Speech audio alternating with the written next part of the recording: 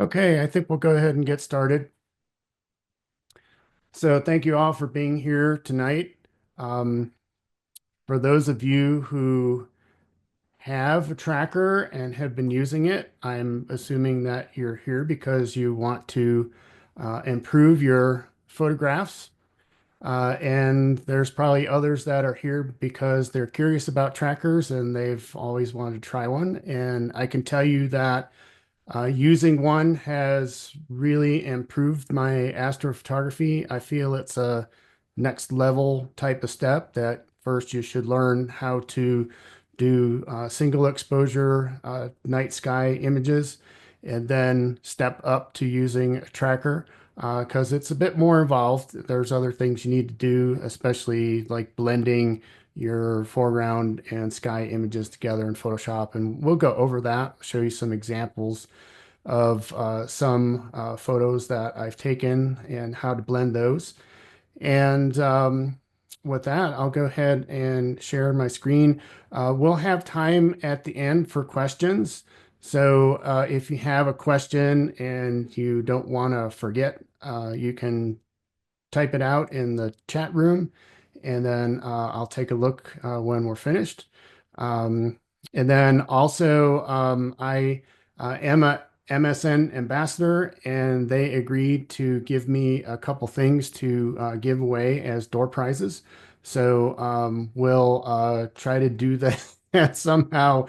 Figure out an easy way to do that, and they're sending me a Z plate and a laser pointer. So we'll be able to give those out to a couple of lucky people. So let me go ahead and share my screen and get over to my PowerPoint slides. Oops, there we go.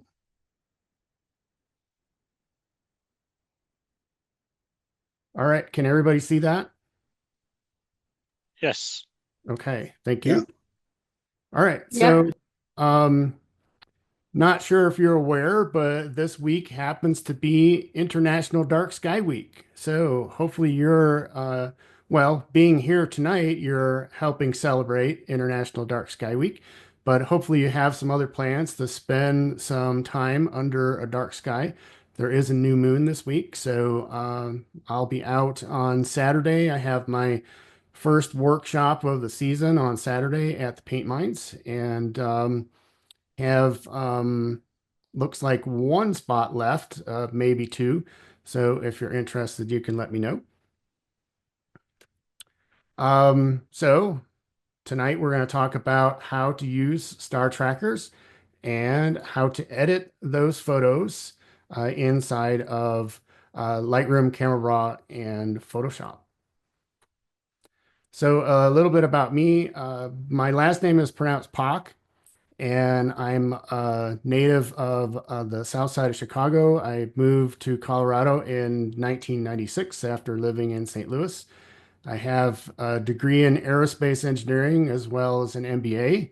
And my interest in photography started when I came on my very first trip to Colorado. I borrowed my brother's camera and went on a 5 day backpacking trip and just fell in love with Colorado and photography. And I ended up working for that organization in college, taking high school kids on backpacking trips. And I do night sky photography, and I am also an event photographer. I teach classes here in Colorado Springs and host astrophotography workshops in Colorado at the paint mines and in Westcliff. And Westcliff is Colorado's first dark sky community and the world's second highest in elevation. And of all the places that I visited in Colorado, Westcliff is still my favorite place to go. I wrote a book a few years ago. It's a collection of then and now photos for the Colorado Springs 150th anniversary. And currently, I am the board secretary for DarkSky Colorado, and I'm on the advisory board for the Pikes Peak Outdoor Recreation Alliance. And I mentioned earlier that I'm an ambassador for Move Shoot Move. Here's all of my social media and website and contact information. So if you go to my website, you can find my schedule of classes and workshops and contact me through there or email me at mike@threepeaksphoto.com if you have any questions about tonight. I am recording, so I will plan on sharing the recording once I have it up on my YouTube channel. So I would like to have all of you subscribe to my YouTube channel. I do have a number of videos about astrophotography and working with the trackers. I'm on Instagram, Blue Sky, I have galleries on SmugMug, and I also have a, retail site. I'm a reseller for Nisi and Explorer. So if you are interested in any filters or tripods, you can let me know. And I have a slide at the end. I'll share with you some discount codes. I offer my students and my group members 10% discount on those items. I want to spend a minute talking about DarkSky Colorado and what we do. So, we are the state chapter of Dark Sky International, and we are an advocacy group that fights for the reduction in light pollution because that benefits not only people but wildlife.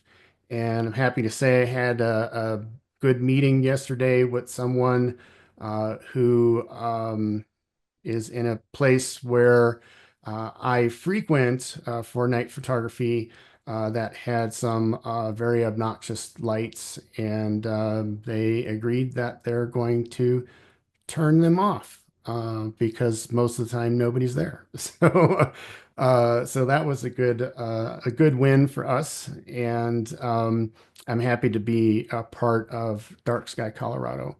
So this is a pretty staggering statistic. 80% of people in North America can no longer see the Milky Way because of light pollution. And we are very fortunate out here in Colorado and places like Utah, where, at least for me, within an hour's drive, I can be in a place that has dark skies and I can see the Milky Way. I just remember growing up in Chicago, just waiting for the first stars or planets to be visible in the sky. And we can only see about five or six, but it was still exciting to me.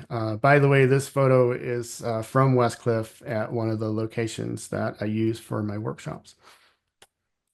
So dark skies matter a lot for night sky heritage, energy conservation, ecological reasons, human health and public safety, and astronomy, including us who like to view and photograph the night sky.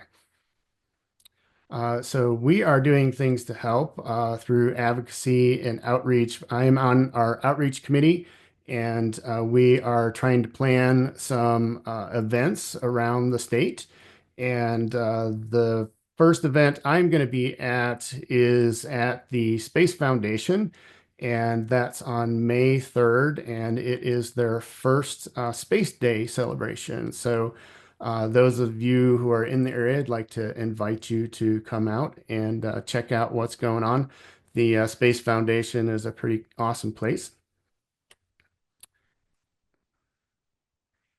And through our outreach, as I mentioned, we're doing some events. And one of the things that we're happy to support is June every year for the past few years in Colorado has been designated as Dark Sky Month. So I'll probably be setting up another lecture or two like this, and hopefully we'll have some other events that you can participate in as well.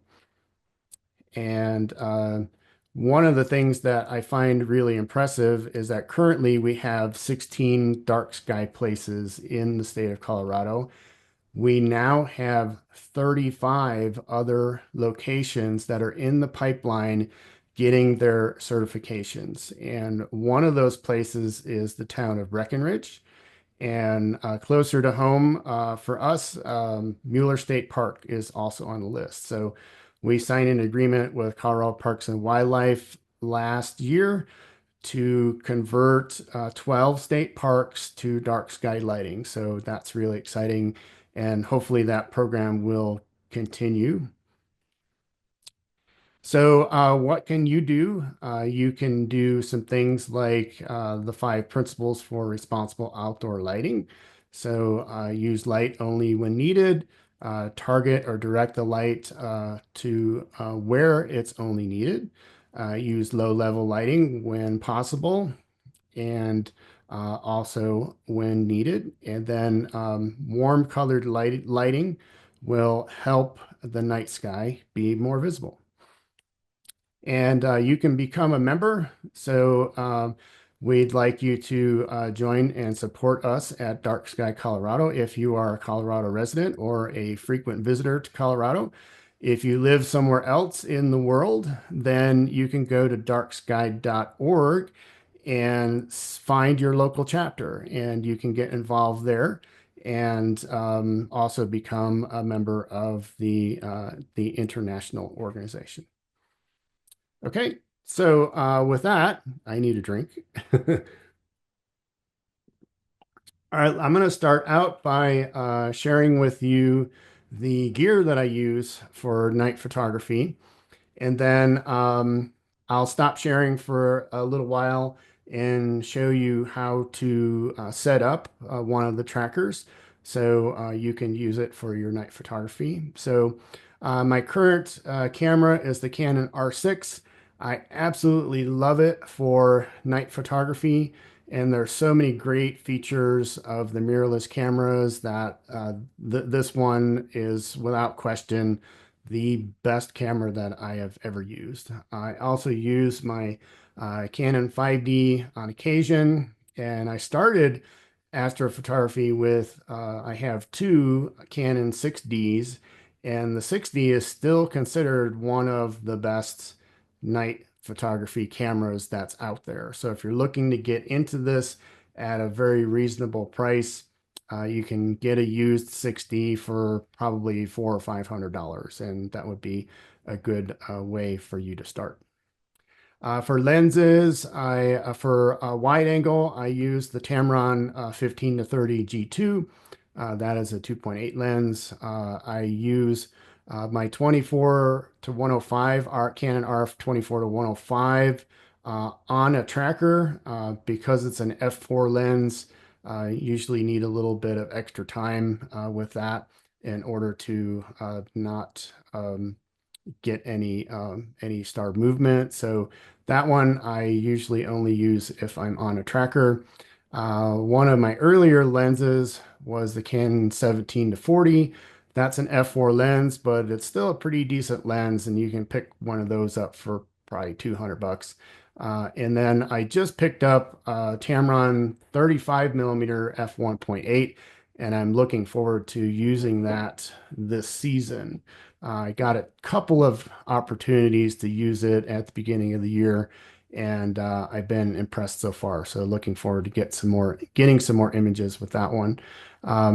As far as tripods, I got really tired of buying cheap, crappy tripods that just didn't hold up for doing this kind of photography. It really does take a good, sturdy tripod to get good quality astro images. And I saved up my pennies and I bought myself a Really Right Stuff tripod, which is an amazing tripod, but very expensive. And then a couple of years later, when I became a reseller for Nisi and Explorer, I had to buy an Explorer tripod just, to show that I had one.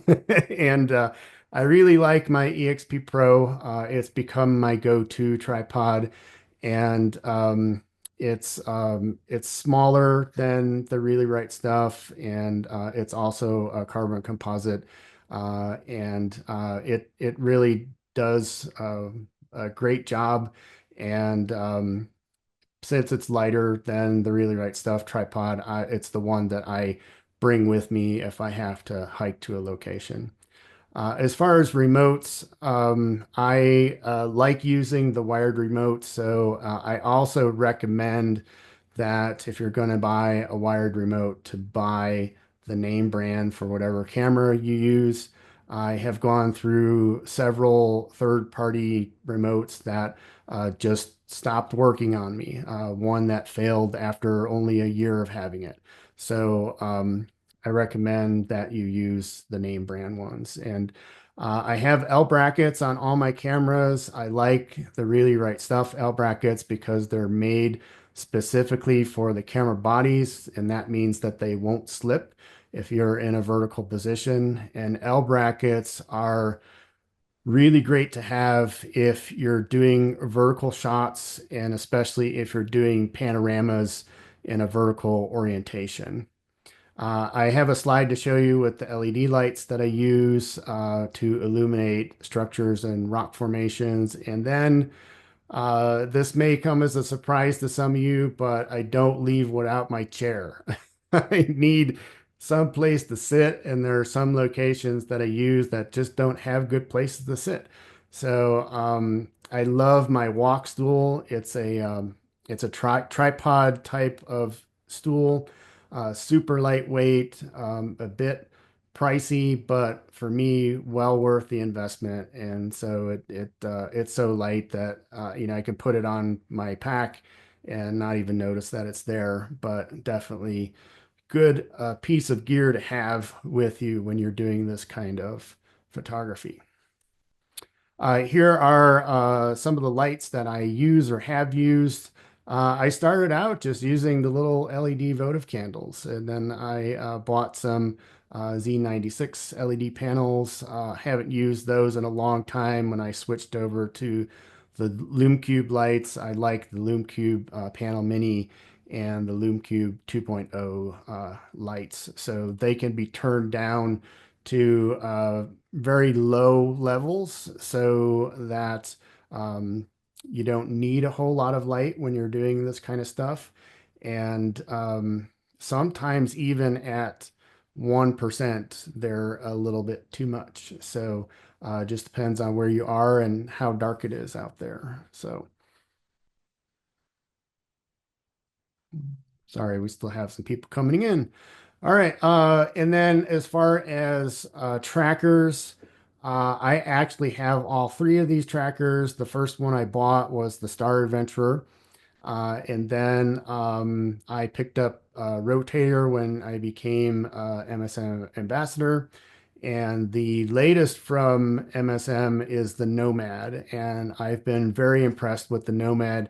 That's the one I'm going to show you how to set up. And it's really small, it's super light. As opposed to the Star Adventurer is pretty bulky and pretty heavy. If I need to walk somewhere to do my photography, the Nomad is going with me because it is very compact. All right, so here's a whole big list of stuff that I normally have with me when I go out to do some astrophotography. I don't use all of this stuff every time that I go out, but you know how the rule goes. If you don't have it with you, that's the time when you're going to need it. So I'm going to show you all of these. I'm going to stop sharing. I'm going to show you all these, and then I'll show you how to set up the tracker. So I use either a wedge or a geared head as my base. I use my ball head from my Explorer tripod to mount my camera onto. If I am doing panoramas, I'm using my Explorer tripod, which does not have a level on it. I might put a leveling base on just to make sure that everything is nice and level. And then MSM has the V and Z plates, and those are designed for making panorama shooting a little bit easier. I do have a spacer from Benro. Sometimes, depends on the head that you're using, you may end up with some interference when you're using the Nomad. and the Benro spacer does eliminate that problem, at least for the heads that I have. Uh, there were times that I forgot my laser and I used my laser for alignment and I was not happy. So I have a bag that I use to carry my lights and my accessories in that goes with me when I'm out. And so there were a couple times early on when I got my Nomad that I forgot my laser and I was not happy with myself. Um, you can also align with the scope. So the Star Adventure has a built-in scope. The Move Shoot Move has a scope that you can buy. If you're using either, I recommend that you get a 90-degree eyepiece so that it makes alignment so much easier. For me, it's difficult to look through the scope, and then the eyepiece really helps a lot. Also have a phone holder and adapters from the Move Shoot Move. And then recently they came out with some different mounting plates. And those, I'll show you those. Those make a difference depending upon what you are doing, what other gear that you have with you. I have found through my experience that it's a great idea um, to weigh down my tripod to keep things stable.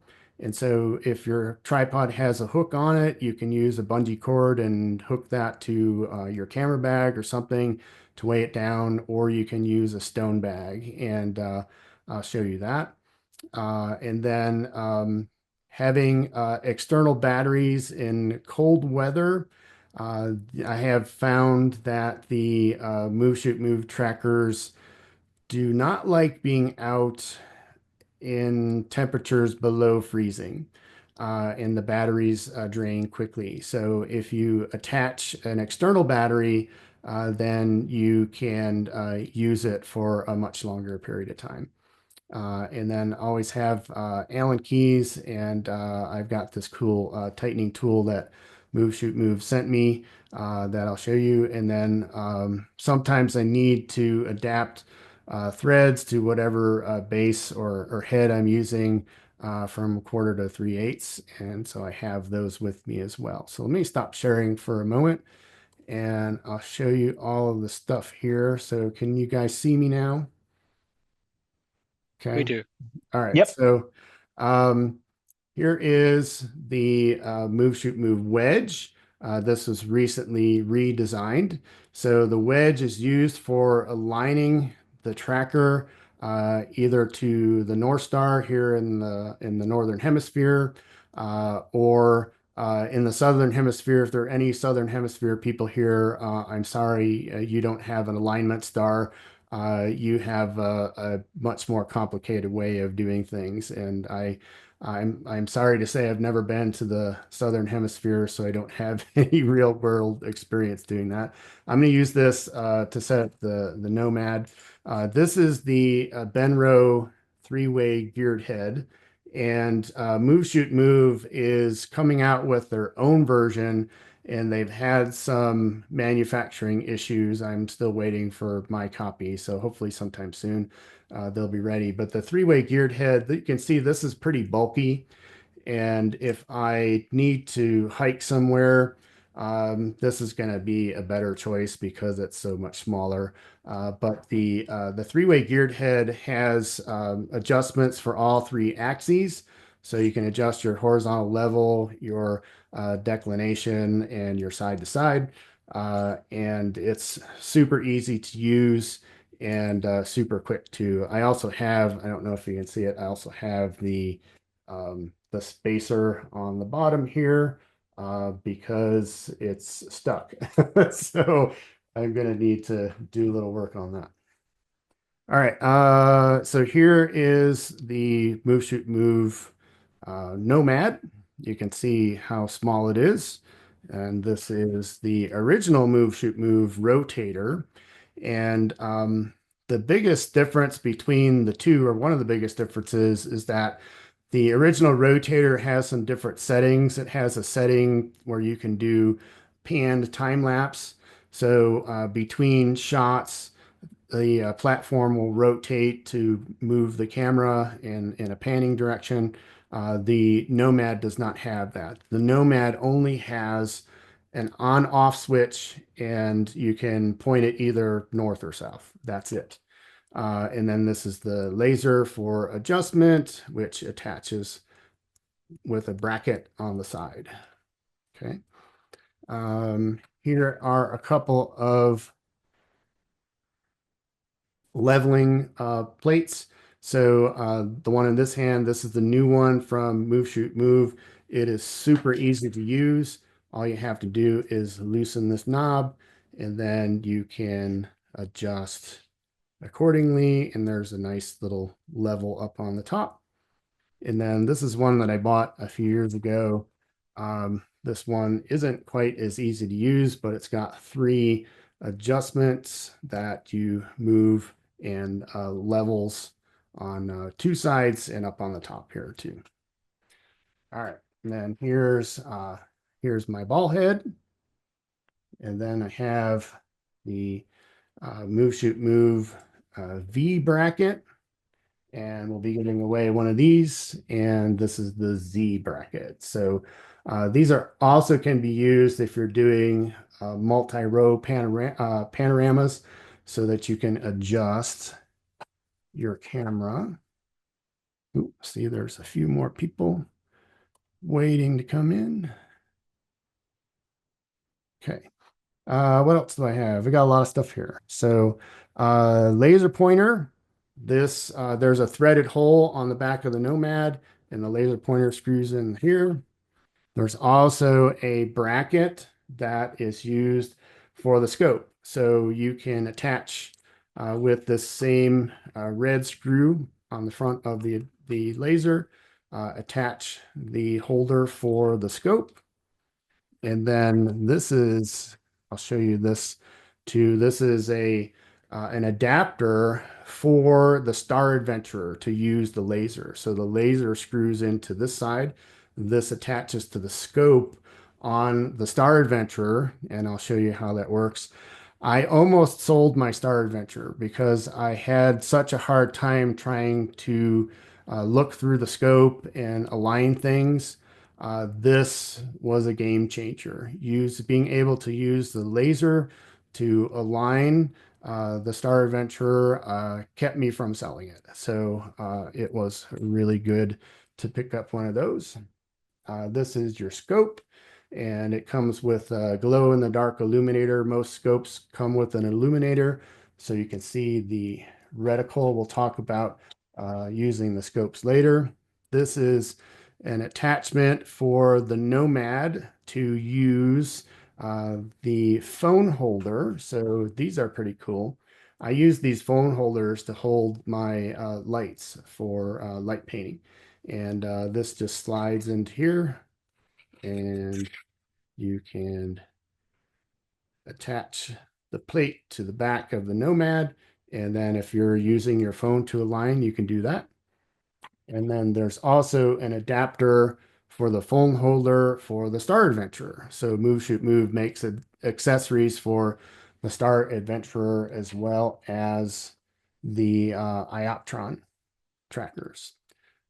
This is one of the new plates. This is a dovetail plate that can be put on the bottom of the Nomad. So right now I have the tall plate on there. And this dovetail is used for wedges like the Ioptron and the Star Adventurer use. So if you want to use that wedge instead of any other wedge or the Move Shoot Move wedge, then you can just put this on the bottom of your Nomad. Okay. I always carry spare batteries for my laser, even though you don't use the laser very much. If it's really cold outside, these batteries will not work very well. So I try to keep my laser in an inside pocket so that it's warm, and the batteries will work when I need them. Here's one external battery that can be used. I also have a giant one. This is the kind of battery, emergency battery that you use to start your car.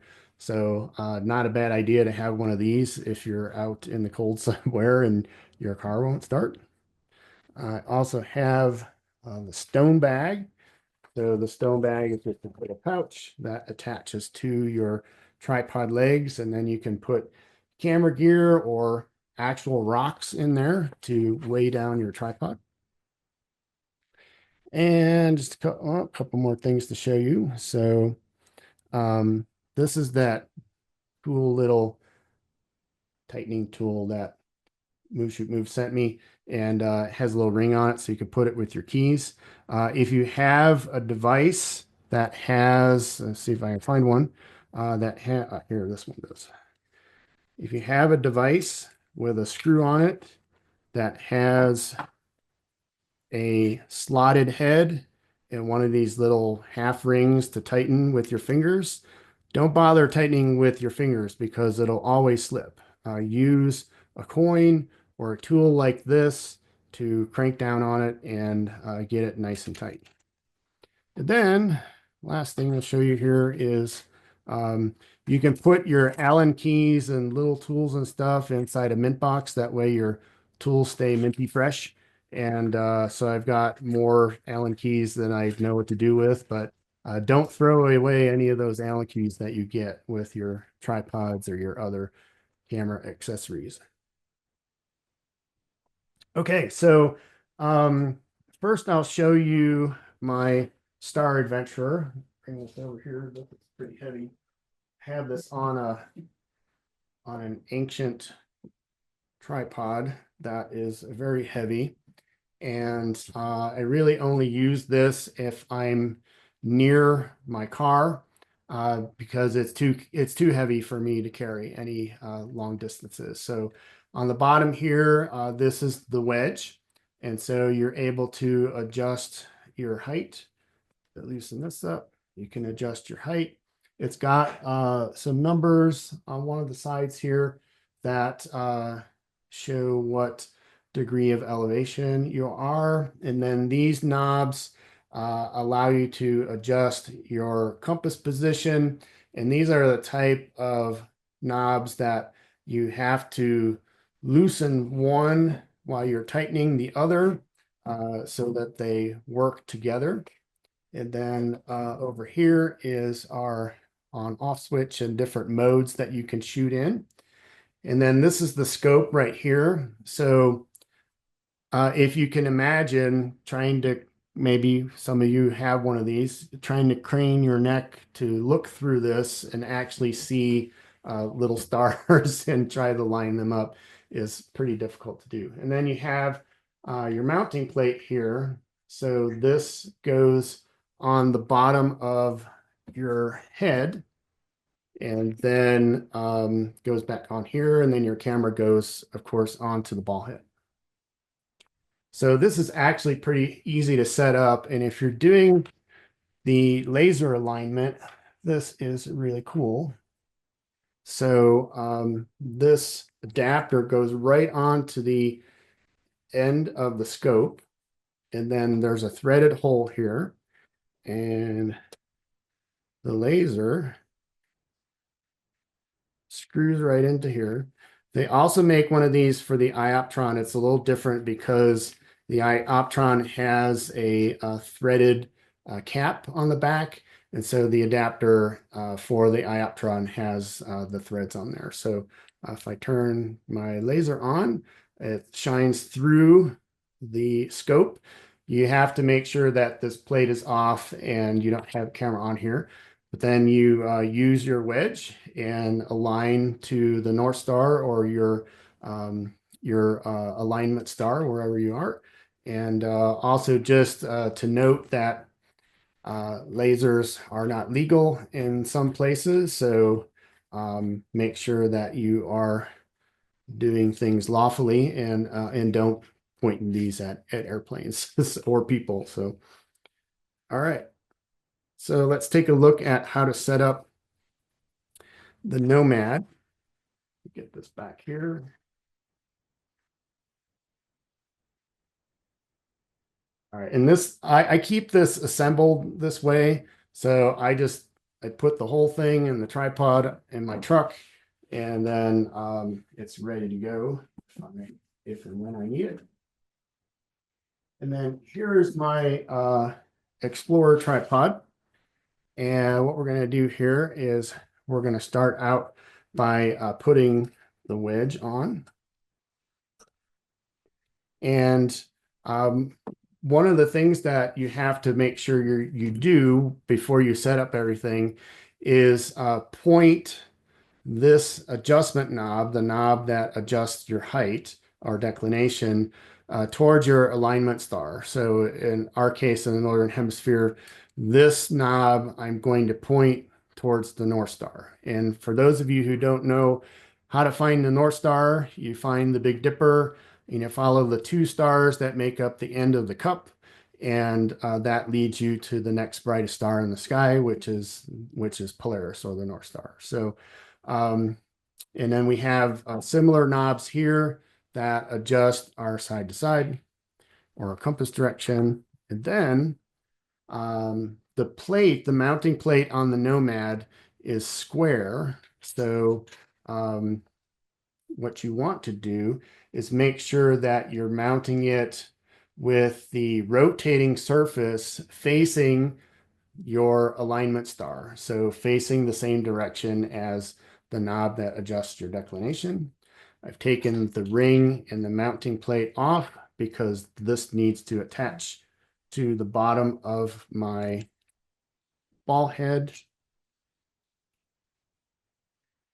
And there's also a little set screw in here that you can tighten to keep the plate from slipping on your ball head. And then I would normally tighten this with my little tightening tool there. And then this gets put onto the rotating plate. And then once you're ready, you just mount your camera onto the ball head.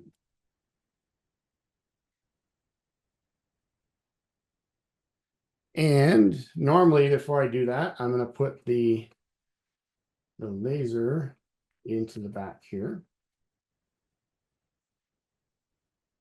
And once once I have the laser in, I normally don't put the camera on because the camera normally blocks it. Use the laser then to align to the North Star in this case. And you can take this off once you're done. If it's cold, put it in an inside pocket to keep it warm, keep the battery warm. And then put your camera on. And you can point your camera any direction you want. You don't have to keep it pointed in the same direction as the North Star, but you can adjust it however you want. And then make sure you turn it on and make sure that you have it in the right hemisphere. Okay. So that's it. It's really simple. And I have tried to push both or all of my trackers to see how long of an exposure I can get without any movement in my stars. And the longest I've been able to do on all three of them is 8 minutes. And I think that's pretty impressive. I don't always shoot at 8 minutes, usually 2 minutes, maybe 4 minutes. But the idea of using this is twofold. Getting longer exposures so you gather more information in your images without having movement in the stars. And then those longer exposures allow you to reduce your ISO, which then reduces the noise that you would get. So for untracked shots of the stars, to get the stars as points of light, I'm usually shooting at ISO 6400. So doing a longer exposure allows me to go down to 1600 or 800, and even lower if I do a longer exposure. Okay. So yeah, that's it. That's really simple. The very first time that I set this up, I was on one of my workshops and I didn't want to disturb my students, so I actually set it up in the dark without turning on a light. And I was impressed with that because it's just that easy. All right, awesome. So let's get back to the slides.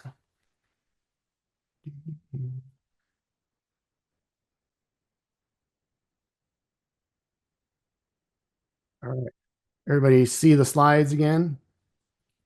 Yes. Okay, awesome. All right, so let's talk about alignment. So aligning with the laser is the fastest way to do things. I have found that it works really well for wide view astrophotography. So if you're using a wider lens like my 15 to 30 or a 24 or a 35, this works really well. Um, you, of course, as I mentioned earlier, want to make sure that lasers are legal in your area. Don't point at airplanes or people. You just want to leave the laser on long enough for you to get your alignment. They recommend not leaving the lasers on for a long period of time because they'll burn out. So just turn it on and leave it on until you get your alignment. It's a good idea to double check your alignment every once in a while. Try your best not to kick your tripod or anything like that. I'm guilty of that many times. Um, and I mentioned keeping it in an inside pocket if you're out in really cold weather will help that battery. And then also, where did I put that? I didn't show it to you, but I have it here with me. I have a laser holder that fits on top of the hot shoe on the camera. So if you're doing deep sky object photography, you can put the laser on top of the camera and point it towards your object that you want to photograph, and then use the scope for a more accurate alignment. So, speaking of which, the scope alignment is the most accurate, and it's recommended for doing deep space object photography. The move, shoot, move trackers are not technically designed for photographing deep space objects, but a lot of people still use them for that and are very successful.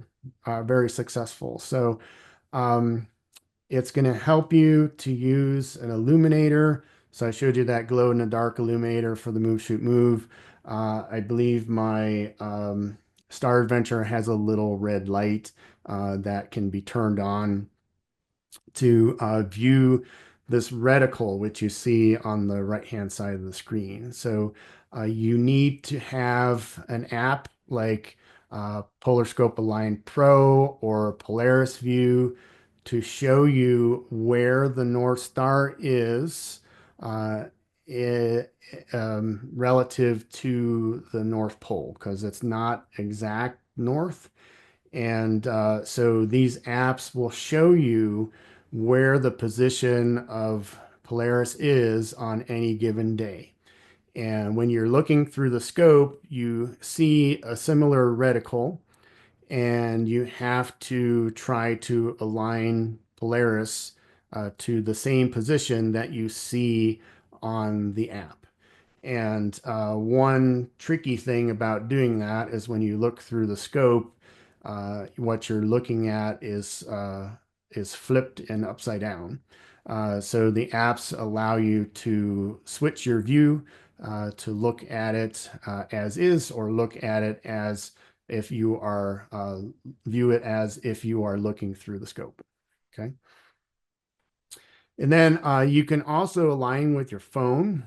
And for those of you who live in areas where you can't use a laser, or those of you in the Southern Hemisphere, this is the way that you have to align. It's not the most accurate procedure of the ones that we have, but I tell you, and I have a picture to show you. I was testing out the phone holder adapter for the Star Adventurer and using my phone. And I have a really crappy phone, so the phone could have been part of the problem. But I know I was about 7 to 10 degrees off of where I needed to be, and I was still able to get 2 minute exposures without any movement in my stars. So, with a lot of these trackers, if you're doing wide field astrophotography, it you don't have to have perfect alignment. And in fact, if you go to the Star Adventure website, they have a little video that shows you how to align for wide field photography. And they said, "Oh, just point it north." And that's it. That's all it says. So I was scratching my head a little bit the first time that I saw that. So you can use this method for daytime alignment. So um, there are times when you may want to do that, or perhaps your alignment star like Polaris is not visible. Maybe it's covered by clouds, or you're in an area like a deep canyon and you can't see the North Star because it's blocked by trees or a rock wall. So you'll need a compass app for your phone, or one that indicates your azimuth, such as Photo Pills, or PS Align Pro has a really great alignment feature, but that's only on iPhone. For my crappy phone, I just used a simple compass app, and that's how I did my alignment. And even though I was off by a few degrees, it still resulted in some really good photographs. So I have some examples to show you. And first, you'll get to see the photo on its own, and then the next slide will have the information, the exit data, and what gear I use. So this is out in Westcliff at one of the locations that I use for my workshops. And I've had some great nights here, and most times when I go here, I can experience complete silence, which is just to me amazing. And so I encourage my students, and actually anybody who goes out and does this, to take some time away from your camera and just appreciate where you are and take it all in. So here's our information. So this was done with the Canon R6 and the RF 24 to 105 at 24 millimeters. So this is a tracked blend. The sky was tracked, the foreground is non-tracked, and then blended together in Photoshop. So the sky is an 8 minute exposure, f4, ISO 400, and the foreground is a 2 minute exposure, f4 at ISO 400. So when I do these tracked blends, a lot of times I will shoot my foreground with the same exposure settings as I shot my sky. I just happened to do two different exposures of the sky. I did a 8 minute because I was trying to see how far I could push the Nomad, um, and I also did a a shorter exposure too. And I happened to just like the 8 minute, and that's why it got blended with the 2 minute foreground. The foreground is in silhouette, so it really didn't matter that much how long the exposure was, just as long as it was nice and sharp. Here is another one. Some of the locations I'm not going to divulge because I've seen some of my favorite places get closed down in recent years because of poor behavior and overcrowding. So this one's going to be a secret, but this is another track blend, again with my R6 and my 24 to 105, my Explorer tripod, the Nomad, and the Wedge. The previous photo was with the geared head. So this location requires a little bit of walking. So this particular night, I wanted to keep things a little light. So 4 minute exposure on the sky, f4 ISO 800 at 24 millimeters. And then the foreground, I was trying to get some detail in the foreground, and that's why I did such a long exposure. It didn't really work as far as getting the detail that I wanted, so I just made it into a silhouette type of image. But it still worked because it worked for this particular photo because it was nice and stable and was able to give me a sharp uh, image of the horizon. So that's one of the things that if you don't know this already, when you take shots with the tracker, because the tracker is moving, anything in your foreground is going to end up being fuzzy. And of course, the longer exposure, the more fuzziness you have. So you have to take separate shots, one shot for your sky to blend with your foreground shot. Okay. And let's see, next one. This is the one I was talking about where I was um, testing out the phone holder for the Star Adventurer, and this is one of my favorite photographs. This is a blue hour blend, so I shot in the foreground before it got dark, and so it's a 20-second exposure at f11, and I zoomed in a little bit to 50 millimeters, still using the R6 and the 24 to 105, and I say it's a track composite because the focal lengths are different for the sky and the foreground. So the sky I shot at a wider focal length at ISO 1600 and 2 minutes. Here's another one at that previous location. This was taken this past fall, I believe. And so this is a track blend, R6 24 to 105, Explorer tripod, Nomad, and the wedge. And 2 minute exposure for the sky at ISO 800. Again, a really long exposure for the foreground. And this time it did work to get me that extra detail in the foreground. So for those of you who know Royce Bear, I've learned a lot from Royce. And one of his rules for exposing your foreground to get detail in it is to create an exposure that's 4 times what your exposure was for the sky. So that's why I went from 4 minutes to 16 minutes. And you see that I kept the aperture and the ISO the same. Okay. Here's one that I actually use for my business card. The three peaks there in the bottom left, those are the peaks that make up my logo. And this is out near Mount Huron. And this is one of the darkest places I've ever been in.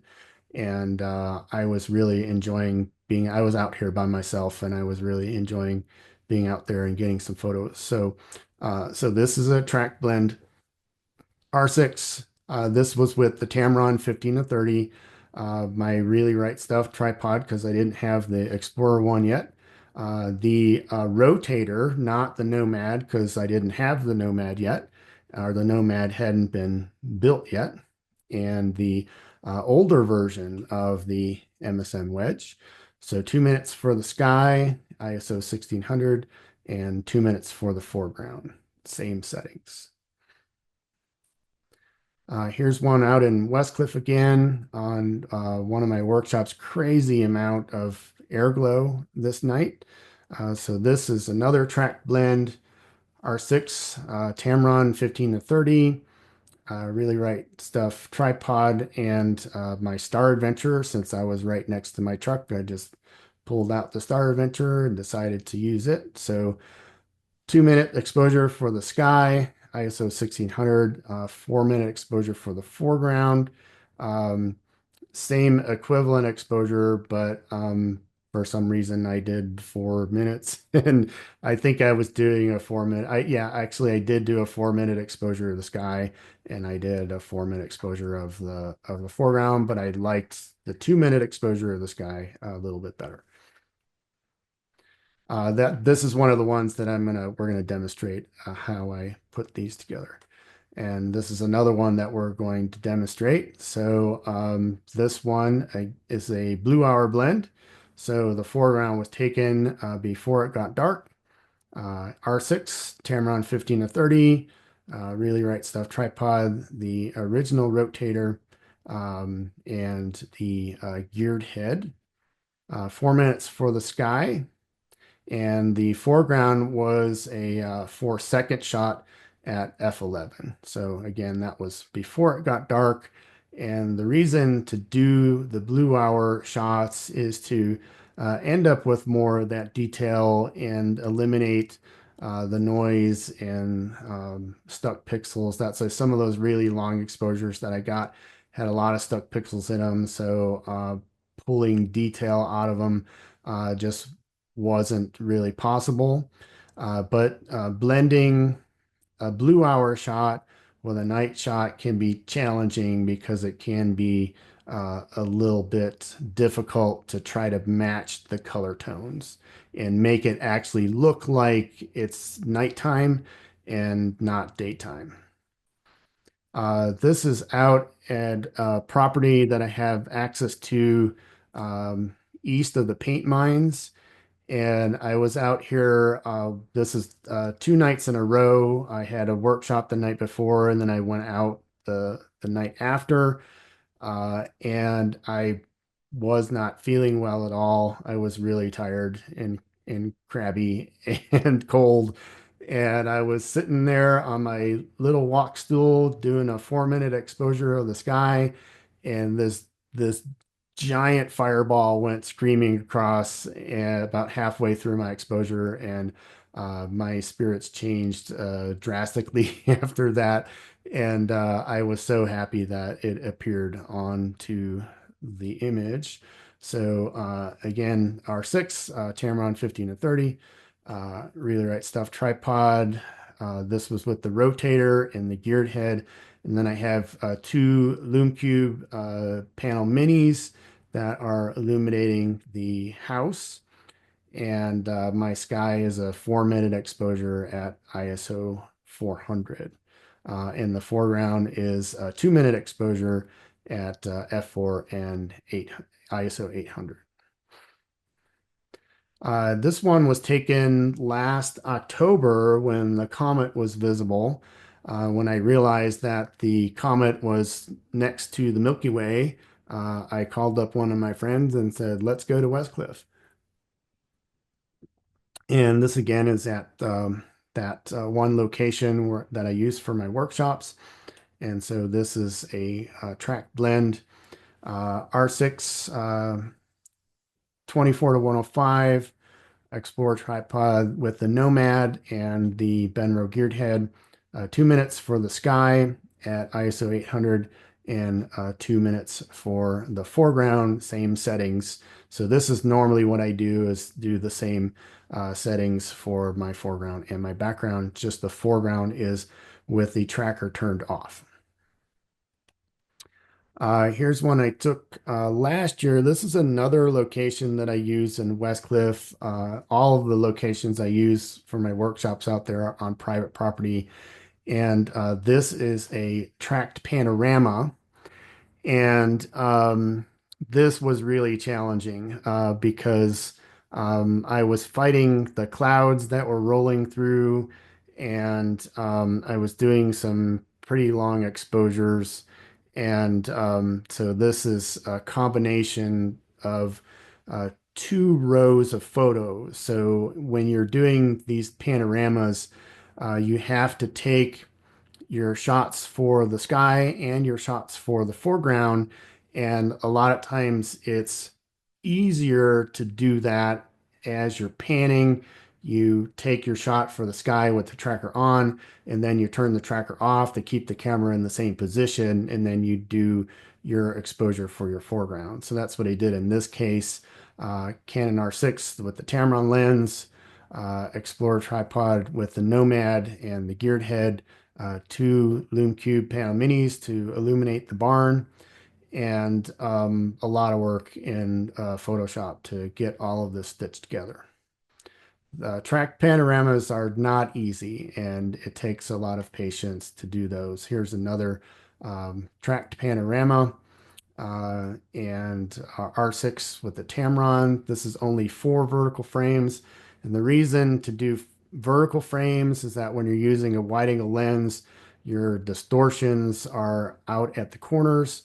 So you can eliminate some of that issue by shooting vertical and using the sweet spot in the middle of the frame, having enough extra space above and below your subject. So this one is where I was using or trying to use Royce's formula.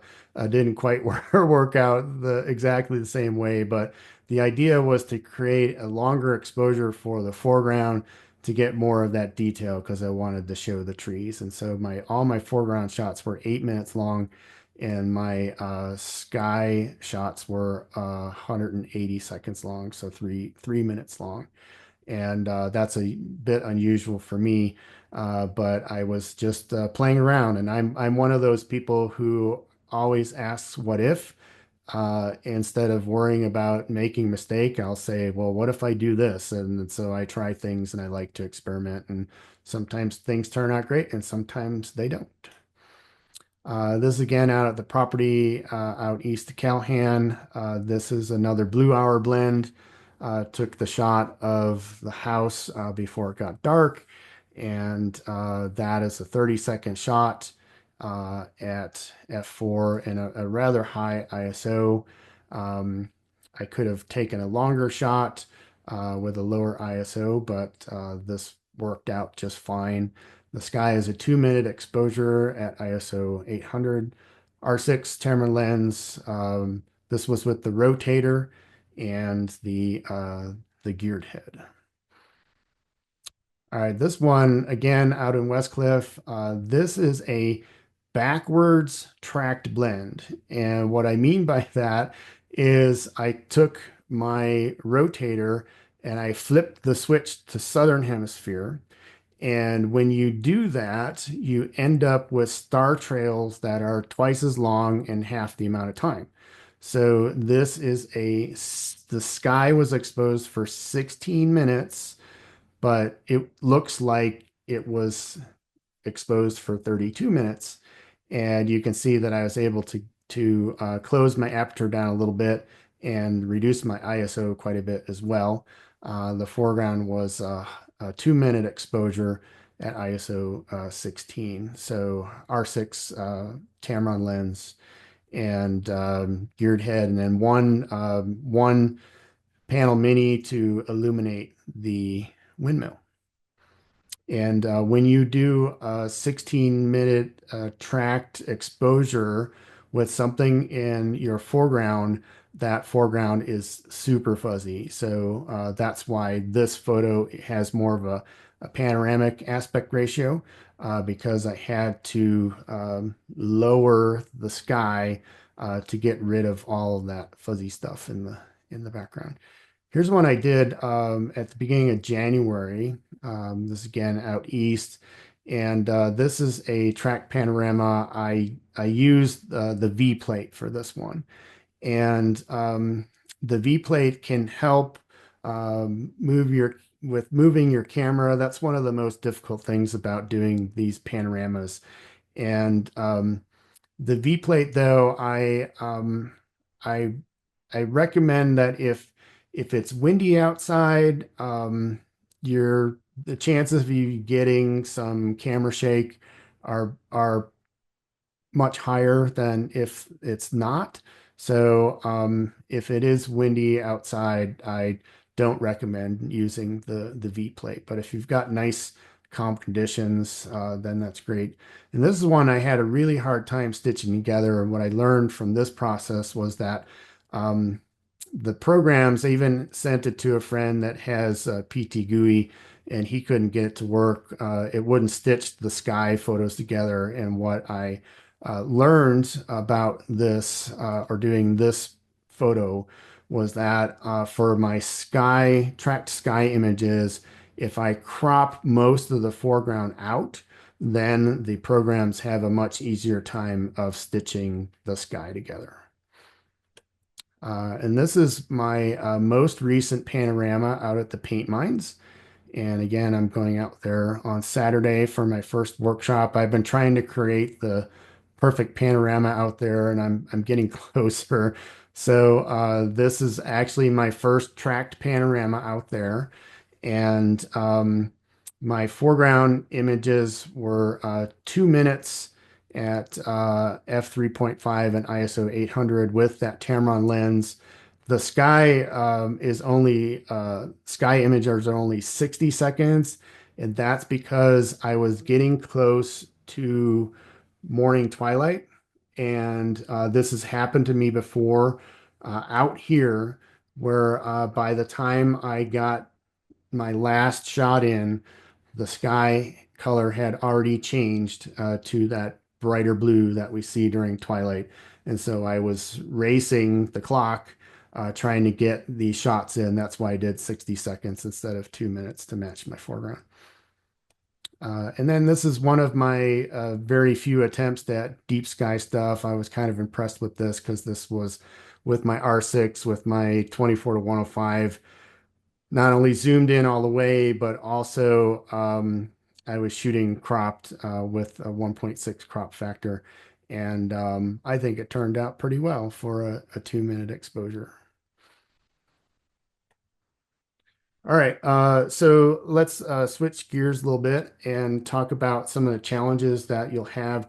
There's a lot of things that can go wrong with this kind of photography. So, first of all, I will say don't beat yourself up if your photos aren't turning out the way you want them to, because a lot of things can happen, and you can accidentally move your camera without knowing it. That's why I like to sit down. Sometimes I've found that just standing next to your tripod, especially if you're in grass and you start moving around a little bit, that can actually move your camera. So it's not like you can go out every night and practice this, especially if you don't live in a dark sky area. So it takes a long time to learn all this stuff, and it takes a long time to get processes down to where you feel you've worked out all of your bugs. So one of the challenges that we have is actually focusing at night. So you can pre-focus during the day using your autofocus or focus on a light in the distance using your autofocus and flip your switch on your lens to manual. You can use your live view and um, zoom in optically on your screen to some bright stars and move your focus ring until the stars get to be as small as they can. Um, One of the great features of the mirrorless cameras is focus peaking. And if you're not using this for night photography, I highly recommend that you do. Focus peaking turns things a color, like I have red set for my color. So when my stars come into focus, they turn red as I'm looking at my live view, and it really does help. I am finding now that um, I can't do the autofocus thing anymore. I have to first use my autofocus, then use my focus peaking in order to fine tune my focus. Because just doing the autofocus, things are not as in focus as I want them to be. Composition can be a challenge. As I mentioned, you have that fuzziness in your foreground objects when you're using the tracker because the tracker is moving. So a lot of times what I do with foreground objects in photos is that for my sky images, my track sky images, I'll tip my camera up a little bit to get more sky. in the frame because I know I'm probably going to have to lower that image behind the non-tracked foreground in order to get rid of that fuzziness. So I'll show you what I mean when we do a little demonstration. And then aligning your shots when you're doing panoramas can be really hard, even with devices like the V bracket and the Z bracket. It's just difficult to do, and you have to use your level on your LCD screen and be very, very careful when you're panning your camera between shots. Um, and then we talked about alignment. So your alignment doesn't have to be exact for wide field photography. And, there's a good chance that your laser pointer isn't accurate. And if you think about it, you're pointing at something that's how far away? So, the whole concept of, thinking that you are perfectly aligned with the North Star, your aligning star, is, something that we just kind of have to throw out of our heads because you're getting close and close enough is fine. Um, I mentioned that the laser batteries don't like the cold. Also, the tracker batteries can be temperamental in the cold too, so have those external batteries, and and then of course we talked about using the phone holder if Polaris isn't visible, or you'll need to use that if you're in the southern hemisphere. Uh, Weather, of course, can be a challenge, um, dealing with wind and clouds. I mentioned the timing of twilight, so yeah, that bit me that one time. Just not getting all of my photos in for my panorama before the sky changed color, and also, the clouds can inhibit your ability to see the alignment star. Vehicles with their headlights and tail lights. Fortunately, they won't affect your sky shots because you're not using the foreground in those images. So if a car goes by and shines its lights on your foreground objects, or somebody turns on a headlamp, and you don't have to get mad at them because you're not going to use that portion of the image. You're only going to use the sky. And on the flip side, if you're doing your foreground shots and an airplane goes by, you don't have to get mad about that either because you're not going to use the sky portion of that image. Um, and then there's a little bit of a challenge when it comes to removing airplanes that are streaking across your sky. And I think I have one image that I can show you a little trick. But sometimes when you remove an airplane, it can leave like a little channel because it doesn't match completely with what's surrounding it in the sky when you use the remove tool. Um, Here's something that's really important is calculating your exposure. And I have a video on my YouTube channel that talks about this. So um, when you are deciding to do your tracked shots, what I like to do first is do some untracked shots at 15 or 30 seconds and just make sure that I have my exposure dialed in.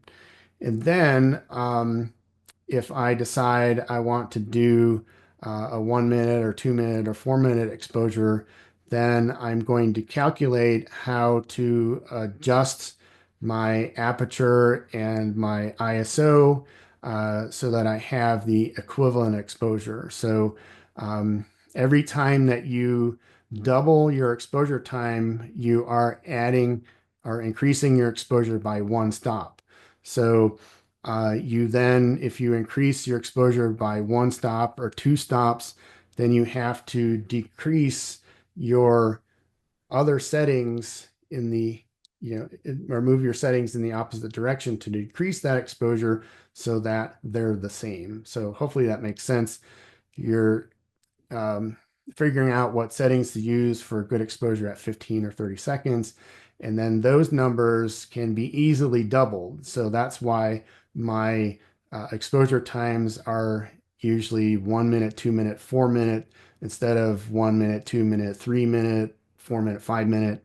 I'm doubling my exposure every time I want to increase by stop, and then it makes it easier for me to calculate what I need to do with my other settings.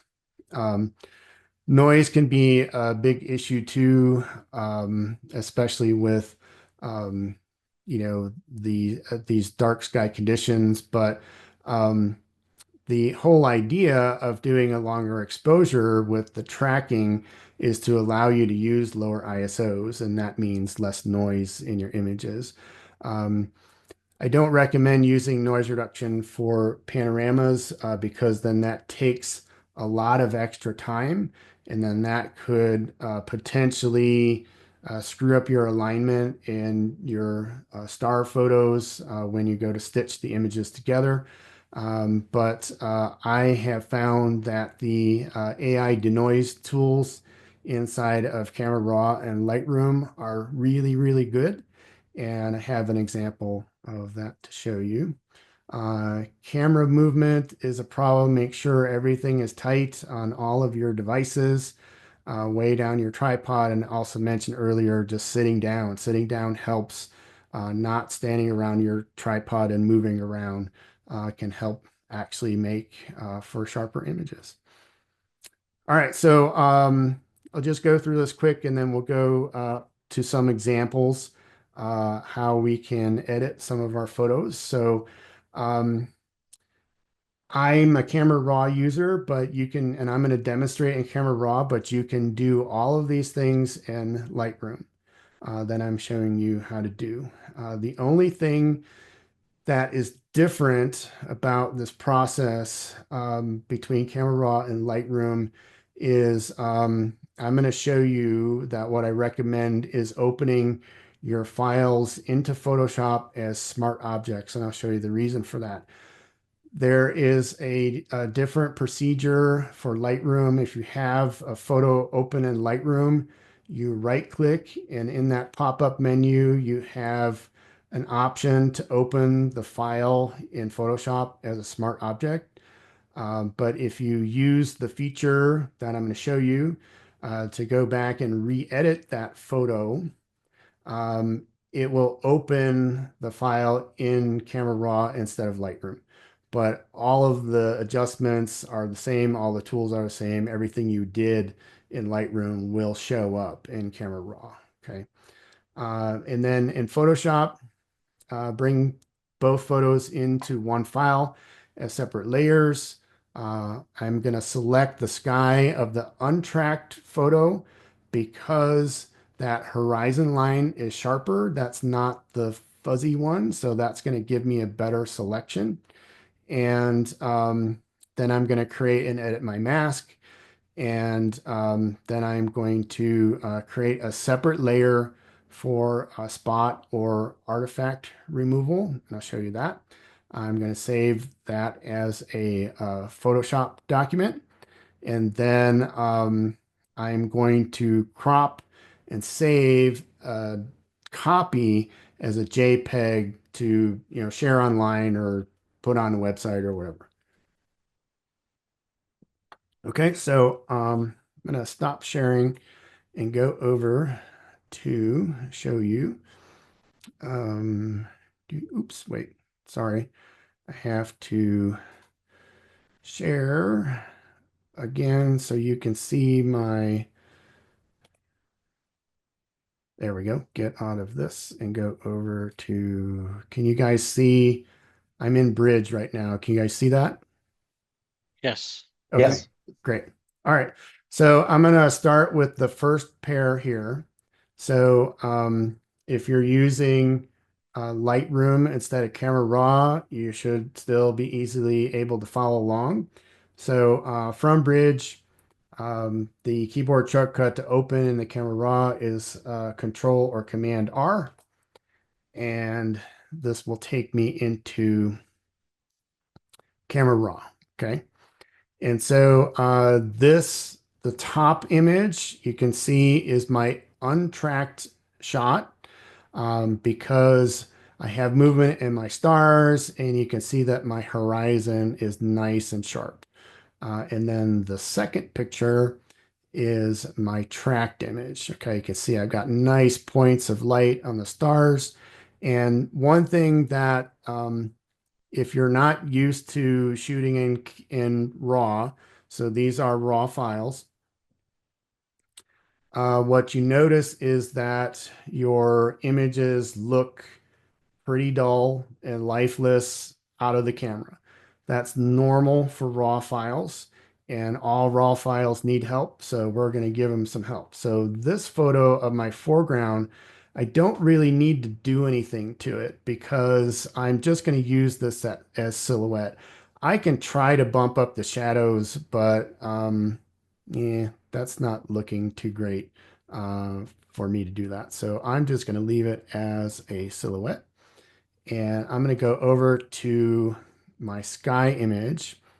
And first thing I'm going to do is I'm going to go down to the curves panel. And this is a trick that I learned from Royce. So I want to create an S curve here. And I'm going to grab a point on the right side of my histogram and a point on the left side. And you'll see what a big difference this makes. I'm just going to play around with this and see what I come up with, and that looks pretty good. I don't want to flatten out the top or the bottom of the curve, so I got to be careful about that. So that looks pretty good. If I toggle on and off, you can see that made a huge difference in the way this image looks. And I'm going to go back up here. Oops, did I just do the thing I said I didn't want to do? There we go. Okay. Let's see. I'm going to go back up and do a little bit more adjusting, maybe a little bit of exposure, a little bit of contrast. I like using the dehaze adjustment with my skies. That makes things pop out pretty well. You don't want to go too crazy with the dehaze, and um, I'm gonna call that good for now, maybe. So here's the thing is that this does not have to be perfect at this point, okay? I'm going to make these adjustments, and then I can always go back, and the method I'm about to show you is going to make life so much easier when we're talking about going back and re-editing. So what I'm going to do is go down to the open button and click on the little down arrow there, and I'm going to choose open as object. Oops, sorry, I need to select both of them. Select both. Open as, ah, dang it. Sorry. It did what it wasn't supposed to do, which is open the files as regular files. Sorry, let me close this. No, to saving. All right, let's go back here. So bridge, command, control R, select both images, open as object. Okay. So I learned some new tricks recently, which have made this workflow a lot better. What happened? Did I lose my, looks like I lost my adjustments. All right. Okay, no big deal since I have these as objects. So what I'm going to do now, since we're here, is I am going to take this image and put it into the other so that I have it as another layer. So um, easy to do. If I use my move tool, V is the keyboard shortcut for the move tool. All I have to do is go somewhere onto the photo, drag it to the tab of the other image. When I move my cursor down, I'm going to hold my shift key, and that's going to put that file right in the center where it needs to be. Okay, so now I have my tracked image on top of the layer stack, and I have my non-tracked image on the bottom. So I'm going to take the one on the bottom and move it up. And this is the one I'm going to use to select the sky. So I'm going to go select and select sky.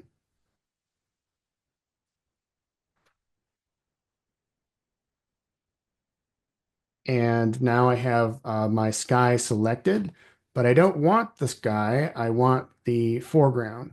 But what I'm going to do is um, if I see that there are some areas of my selection that didn't work out very well, I'm going to go into, and I'll show you this with another pair of photos. I'm going to go into select and mask and refine that selection. But this one looks really good.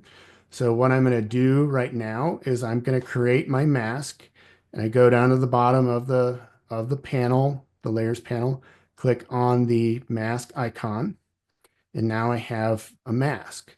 But the mask is inverted because I actually want the foreground selected, not the sky. I decided to select the sky originally because that was the easiest thing to do. So in order to flip the mask, I have to make sure that the mask is highlighted. And I'm just going to do Control or Command I, and it flips it.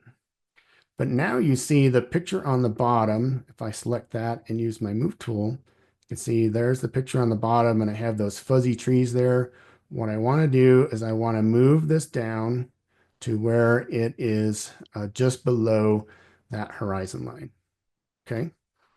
And since I lost the adjustments that I did earlier, what I'm going to do is, and this is the trick, this is why we bring the photos in as smart objects. If I want to adjust either one of these photos at any time, all I have to do is click on the icon in the layers panel.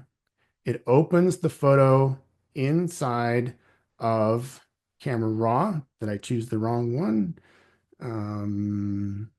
Yeah, I did. Sorry. I want to edit my sky photo, not my foreground photo. Okay, here we go. So if I double click on that one, brings me into Camera Raw, and now I can do those adjustments that I did earlier or readjust something that didn't turn out quite the way I wanted it to. We'll say that's good right there. Mhm. Contrast, little dehaze. There we go. That's looking pretty good. And then when I click OK, now it's going to show us those changes. And if I still don't like it, I can double click on it again. I'll bring it back in Camera Raw. And if I save this file now as a Photoshop file, if I go to Save As and make sure that I choose, where is it? Oops. Save As. I want it on my computer. If I make sure that I save it as a Photoshop file, then these layers and the features on the layers are going to remain intact. So anytime I reopen this file, I am going to be able to re-edit uh, either one of the layers in Camera Raw. And this makes things really easy. So if I want to right now, if I want to save this as a JPEG, I'm going to use my crop tool, and I'm just going to choose my preset that I use for online stuff, and I'm going to draw my crop box, make sure that nothing is showing. And I have to crop down a little bit because of that. We had to move the picture um, to get rid of the fuzziness. I'm going to crop, and now I'm going to save a copy and then choose JPEG. I'm also going to choose the appropriate folder, but so then I'll save, and that's it. So from here, you got to be careful though. because you've done some steps here, you've done some extra steps, you've cropped, you've already saved your Photoshop file, and now you've gone beyond, you've cropped and saved as a JPEG. So when you close this file and it asks you if you want to save the changes, say no, because you already saved the Photoshop version. Okay. All right. Let's take a look at another pair. So I'm trying to be aware of our time, but let's do the second pair. So this is that pair with the crazy um, air glow. And if you notice, if you can see the file names, they both say enhanced nr.dng. So I mentioned earlier that I used the noise reduction function on these photos, which I really like. It does an excellent job. Um, I didn't want to do this in the demonstration because it takes some time to go through the process. But when you use that tool, it creates a DNG file, which is Adobe's version of RAW. And so these files act just like RAW files. And I'm going to do Control or Command R to open them into Camera Raw. And the top one is my untracked photo, and the bottom one is my tracked sky. Okay. So I don't, well, I am going to do some adjustments to this one because I want some detail in my foreground. Okay, so I'm going to bump up shadows and maybe bump up my exposure too. Okay, so that looks pretty good, but I can always readjust later. So I'm going to leave that there for now. And then I'm going to go over to my sky photo. Again, first I'm going to go to the curves panel and create that S curve. And you can see this picture looks really dull, but look what happens when I do this. That's a pretty amazing transformation. And sometimes it's a good idea to take the whites down so that you don't blow out your core when you're making the curves adjustment. And let's see, a little dehaze here, maybe a little bit more exposure. I'm going to call that good for now, just to save us some time. And now I'm going to select both photos. So Control or Command A selects both photos. Go down to the Open button, Open as Object.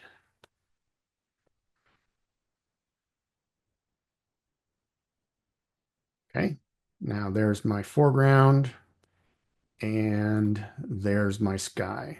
Okay. So what I want to do is I want to take the sky photo and drag it over to the non-tracked photo. Again, using the move tool, click and drag onto the tab of the photo I want to bring it to. Hold down the shift key and it puts the photo right in the center. I want this on the bottom of the stack, so I'm going to move it. And now I'm going to work on the untracked photo and I'm going to select the sky. So go to select, select sky.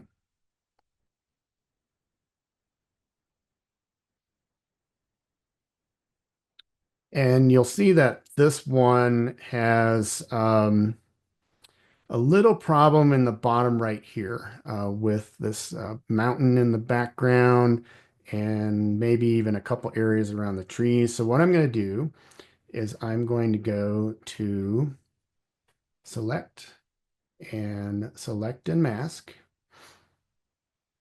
And if you've never used this before, on the left hand in this column, we have some tools that we can use to refine our selection.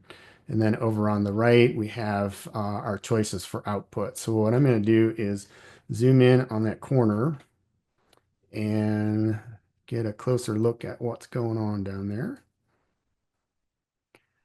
And I see some things I need to remove, but I'm going to use the quick selection tool here. And because these areas are selected, what I have to do is hold down the Alt or Option key to change the brush to have the minus sign in it. And I'm going to paint in here and get rid of, there we go, those areas that I don't want selected. It's being a little weird. Oops, didn't want to do that. If you are using a selection tool and something like that happens to you, then just use the Control or Command Z and it will undo that for you. All right, I'm going to call that good. Just going to take a closer look at what's going on. The rest of the horizon looks pretty good. There's an airplane there that I can take out, but actually that's on the sky that I don't need. So over here on the right-hand column, um, I usually do just a slight smart radius adjustment. There we go. And then from here where it says output to, I'm going to output to a layer mask. Okay. And then I click OK. And now I have my mask, but my mask is selecting the sky. Anything you see that's in white in the mask is what's visible. So I want to flip that, and to invert that, Control or Command I. So now I'm seeing the sky from the photo on the bottom, and I can see the fuzziness in those trees and over by that mountain there. So I'm going to use my Move tool and make sure that I have that bottom layer selected and just scoot it down a little bit to move that fuzzy horizon below my nice and sharp horizon.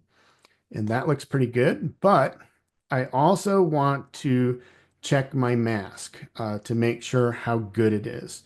And maybe I should have done that before I moved everything. But if you want a full screen view of the mask, hold down your Alt or Option key, click on the mask, and now you see it full size in the working area. And you can see that I've got some areas here on the bottom. Anything you see that's in gray didn't quite get selected. So we have to have anything that's visible should be white. Anything not visible should be black. And I can see a couple problems up in my sky too, that sometimes when we have these star trails, they come through. So when we work with masks, we're working with the colors black and white and a regular brush. And what I'm going to do is paint with black in my sky to get rid of those areas that the mask didn't catch. And then I'm going to flip to white. The X key flips your foreground and background colors. So I'm going to flip to white, and I'm going to clean up down here and make sure that that's all nice and white. And then I have another trick that I'm going to show you once I do that. That looks pretty good. So I can refine my edge, and I can do that by using the dodge and burn tools. Okay. So um, the way I remember this is that the burn tool darkens things. So if we want to use the burn tool, we would use it in the black part of the mask. Dodge lightens things. So dodge we use in the white part of the mask. So if I just take the dodge tool and paint along the edge here of my horizon, I can clean this up. You can see right there, you can see I'm really cleaning that up. And I can clean up where the trees are. And then I'm going to take the burn tool and I'm going to run it along the top there. And some of these areas, like right there, you can see that it darkens that sky, cleans up that fuzziness where the trees are. And that's awesome because a lot of times what'll happen if you have trees in your image, you'll get a halo around them. And this method right here really helps to fix that. So to get back to my normal view, Alt or Option key, click on the mask. And now I can go down to my bottom layer, use my move tool and move that down to get all that fuzziness out of the way.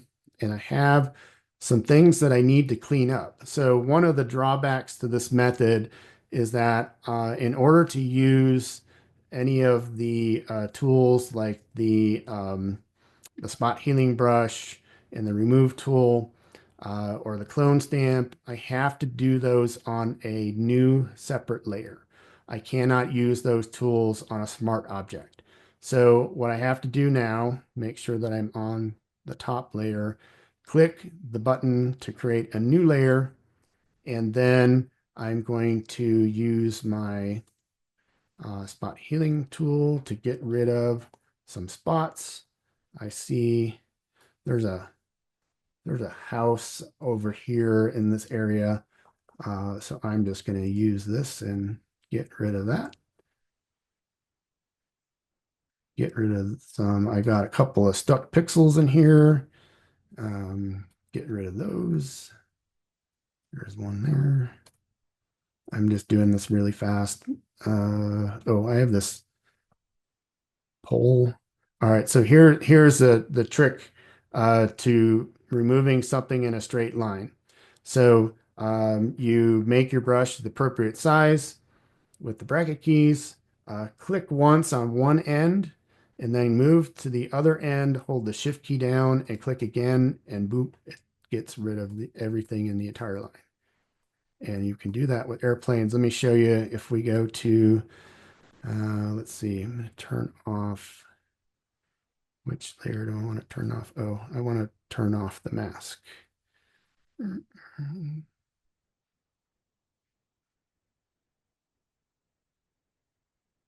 Just momentarily, I want to turn off the mask and show you how to fix this airplane.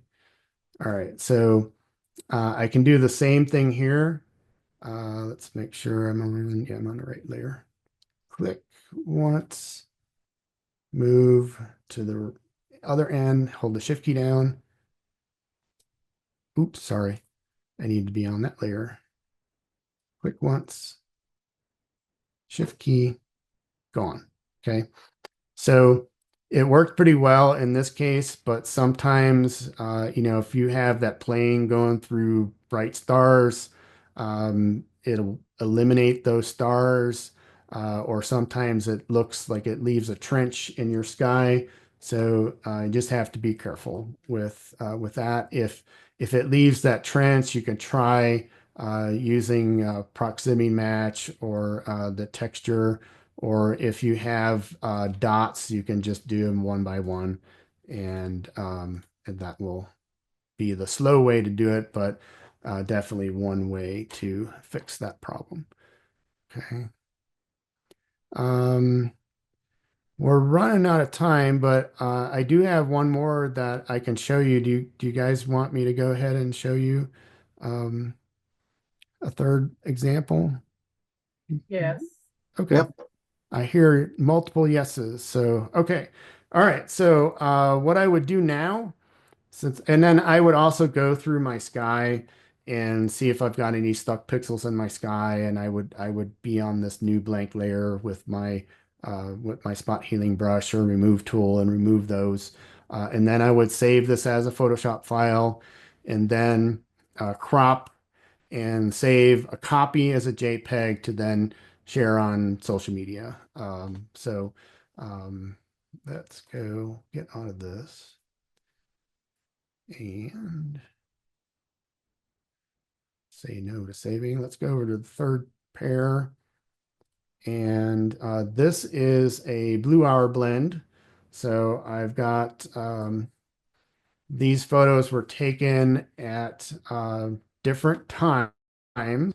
Um, the camera is in a different position, as you can see. Um, and that's one of the challenges of doing blue hour blends. I'm not a huge fan of doing them because they're not always practical. and it can be hard to match your colors.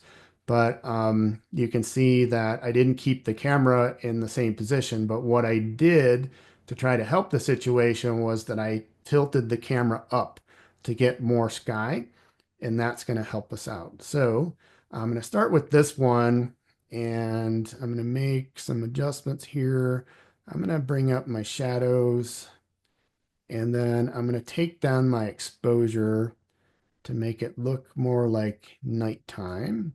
And I have to just keep playing with the shadows and the exposure just to get the right balance. But remember, I still don't have to make it perfect here. I can continue to make adjustments if it doesn't look right. So I'm going to call this good for the moment. Then I'm going to go over to my sky and start with this trick here on the curves. Make my S curve, make that Milky Way. Ooh, that looks pretty good. Right about there. Um, take down, take down my whites, maybe the highlights a little bit. Do some uh, dehaze adjustment. Oh, that's looking a lot better than it was before. Maybe a little exposure and maybe a little contrast. Okay, I'm gonna call that good for now. And select both images, open as objects.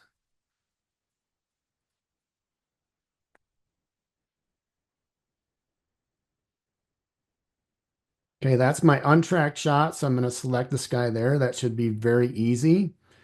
So let's go over, let's drag this over, move tool, drag to the tab, hold down the shift key. All right, so now I want this one on top of the stack. I'm going to go to select sky. This should do a really good job of selecting my sky. So I shouldn't have to go to the select and mask option. I can just go to the make a mask. And you can see how far these are misaligned, but I want the foreground. So I want to flip this mask over, Control or Command I while the mask is highlighted. Now I've got my foreground. It looks a little bit weird. It looks like, ugh, kind of like the foreground was taken during the day, which is the look I don't like. So, what I'm going to do is I'm going to go back, double click on my thumbnail for the photo. That's going to bring us back into Camera Raw. And I think I'm going to, what do I want to do? I want to bring the exposure down some. And I think I'll bring shadows up a little bit more. And we can do, sometimes if you're working with a good camera, you can bring the shadows up to 100, or in this case, since this was a low ISO photo, ISO only 200, I can bring up the shadows and not have to worry about that too much. So let's see how that looks. I'm going to click OK. That looks better. I think that looks a lot better. I still think my sky maybe needs a little bit more blue in it to match. There we go. Let's see. Let's see if that looks better. Yeah, I think that matches a little bit better. I'm going to call it good for now, just for the purpose of saving some time. But I can leave this like this, but if I want to show more of that Milky Way, what I'm going to do is I am going to move um, the top photo down because that's my foreground. So with the move tool, I'm going to move this to show more of that Milky Way. And I'm seeing the fuzzy peak from that photo. So I just want to move this until that is hidden behind the mountains. And if I don't want to keep this aspect ratio, what I can do is extend this so that I have more photo to show. So let me show you how to do that. If I use my crop tool and I clear out all the settings, I can expand to the bottom of that photo. And let's see where the top of this photo is. Ooh, all right, that's it for this photo. Okay. So yeah, I don't have to keep that same aspect ratio. And now, oops, sorry, I missed that a little bit. Crop up a little bit from the bottom. There we go.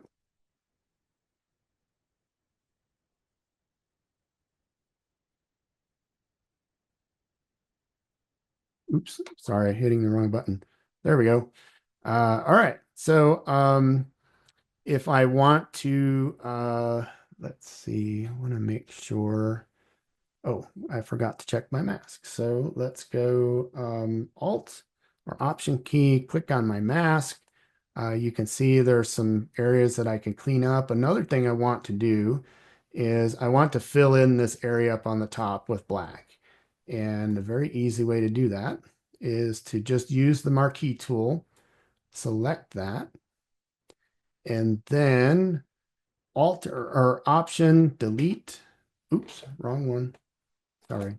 Alt or Option delete fills in with your foreground color. So I have to switch this from white to black.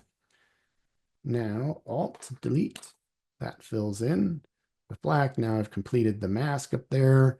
And then I can use my brush tool on white and clean up some of this in here.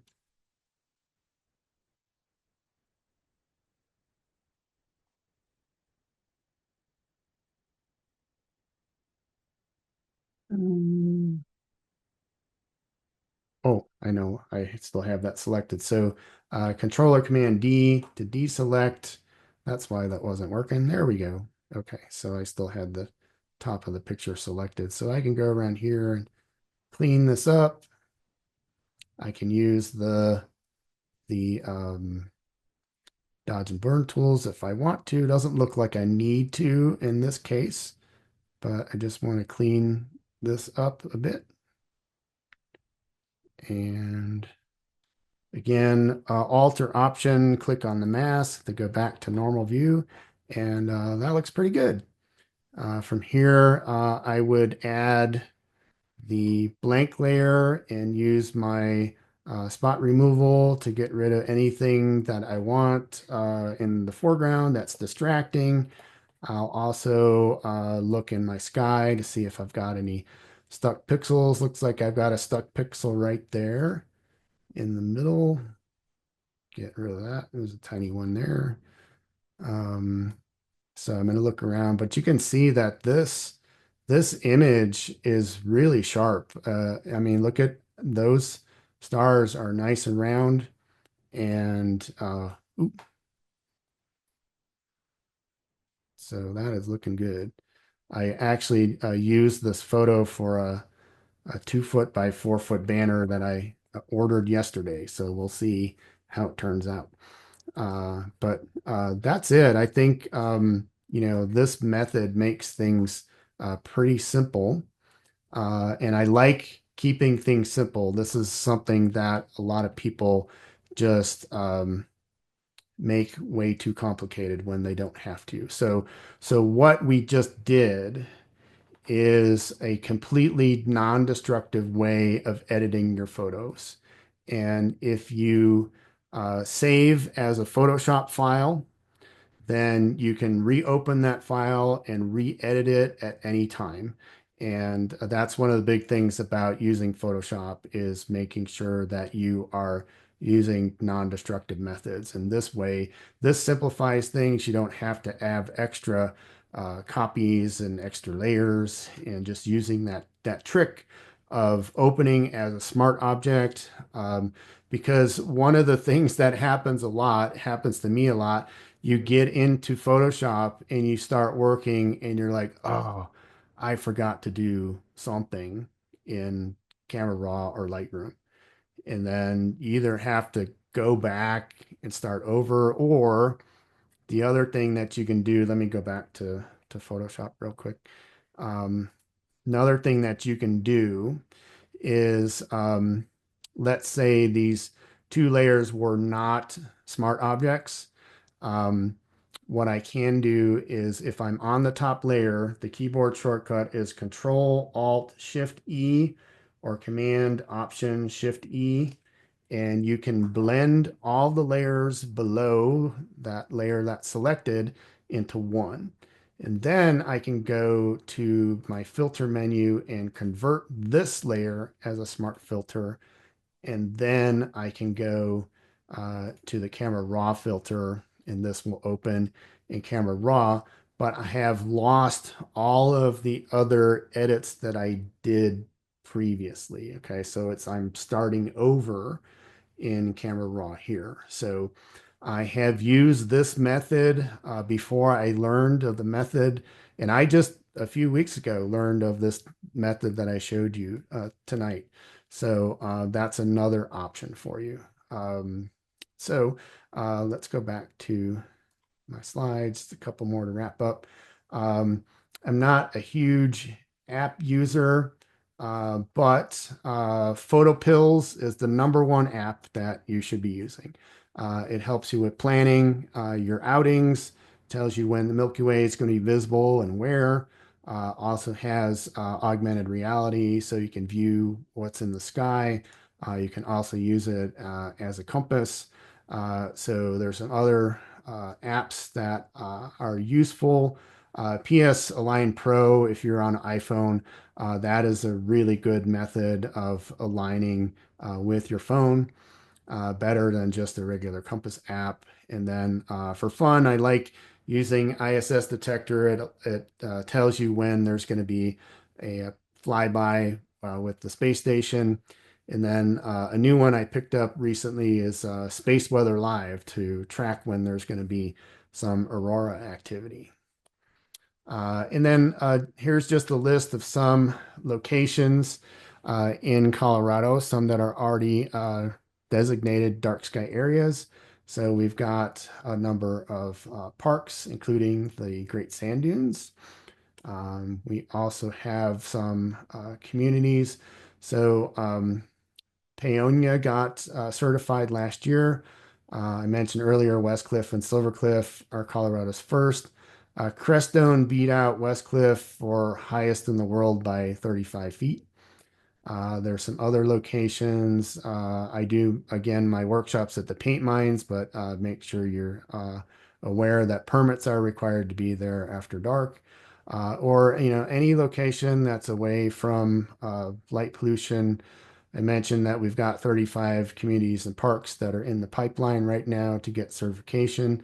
And if you're not in Colorado, you can go to the uh, Dark Sky International website and find certified dark sky areas in your area. You can also find some light pollution maps that are helpful. And then just a little bit about some things I have coming up. So this is my workshop schedule. First one in Westcliff for the season is May 23rd. That is Memorial Day weekend. First one in at the paint mines is this Saturday. And then I have classes ongoing right now. I do have one class that's dedicated to just night and low light photography. And then I have another one that is an intro to editing with Camera Raw and Lightroom. And then I also want to mention that I do have some special offers for everyone who is a student or participated tonight. So 10% off any Westcliff workshop. You can use code SAVE10 at my website. I do offer 10% off Nisi filters and Explorer tripods and Silence Corner accessories, same code, different website, adventurecamphoto.com. And then if you're interested in buying any Move Shoot Move equipment, I do have an ambassador discount code, which is Three Peaks discount. You can use that on their website when you check out. Unfortunately, Move Shoot Move's prices went up this week, so bad timing for this, but um, this will still save you 10%, or I'm sorry, 5%. And I do get a small commission from anyone who uses my code. So that is very helpful for me. And now we are, we did run a few minutes long, but I will open to any questions. And let me stop sharing and I'll check the chat room and see if there's anything there.